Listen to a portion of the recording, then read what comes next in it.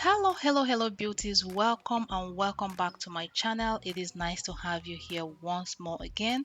This is going to be another quick video, but in this video I will share with you how I make this flavorful Nigerian assorted meat pepper soup for your next gathering. Okay, if you want to welcome a Nigerian very well, this is one of the ways to welcome them, with a flavorful pepper soup, whether it's assorted meat pepper soup, whether it's just one part of the beef pepper soup, or whether it's even fish pepper soup.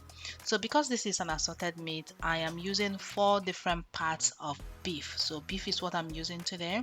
This is the main beef that you see me wash here. It is good to clean your meat very well. So I'm just going to wash all the various part of beef, and then I will go to start making it. Only thing that will make your pepper soup flavorful, that will distinguish it from any other pepper soup, is the seasoning you're going to use. Okay, the seasoning, I will get to that part, but I am washing this part of the meat. We call it in Nigeria, we call it shaki. Okay, is the inside part of beef. It's part of the digestive system, so it's a little bit tough, but I will cook all of them together. I will cook this part of beef, the one you're looking at that is sitting on the countertop. We call it cow leg in Nigeria, but here it is called cow foot. Whichever one you call it is still the same part of beef. So I will cook the beef, the main beef you see me wash first, the shaki, and then the cow foot. I'll cook all of them together because they have the same cooking time. Now if your beef, if one part of, if you're making this and some part of it cook faster than the other, so start with the one that takes the longest time to cook, and then you keep adding the different parts so that one part doesn't overcook. So like I said from the beginning of the video, I'm using 4 different parts of beef. So this is the fourth part, and this is kidney. Remember, it's assorted meat. You use whichever part of beef that you like, but you cannot add this kidney straight to other meat that you're cooking. It's going to ruin it. As you can see here, there's a lot of blood in the kidney. I have to boil it first and bring all this out and clean it, and then I add it towards the end of the cooking because it doesn't take time for it to cook. So I'm just going ahead now to prepare all the aromatics. This is what is going to set your pepper soup apart. Remember, this is also beginner friendly. If you have never cooked before, this is a step-by-step guide for you. If you follow all this, your pepper soup is going to turn out mwah. So these are the ingredients that I'm using, all the flavorful spices that I'll be using. So this is called ehuru. That's the local name. It's also called something calabash. If I remember, I'll put it there. And then the tiny one that looks like black pepper is ozuza seed, and then the other one is oda. If you don't know, if you're not familiar with Nigerian cuisine or Nigerian spices, then I just don't know how to explain to you the flavors that come out of this. It is very flavorful when you use it in food. So you don't need to go and buy pepper soup spice. You can blend your own, and I like it very fresh because when you blend your own, it's still fresh. The flavors are still intact. As you can see, the ehuru is still intact inside the husk. So what I did is that I pounded it, removed husk, and then to bring out the flesh. That keeps the flavor intact.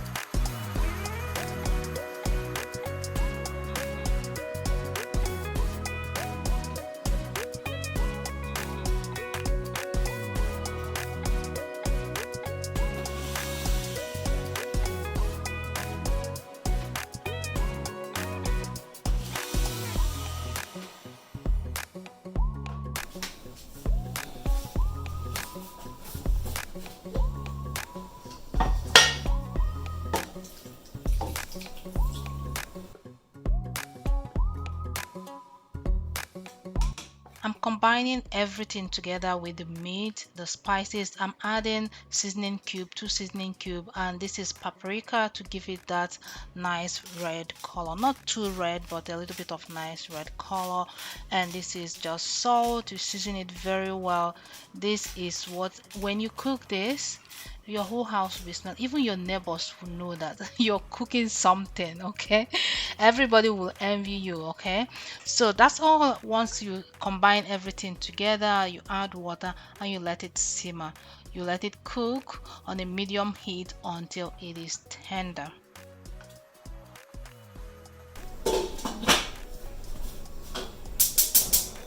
Right, so we're going to let it cook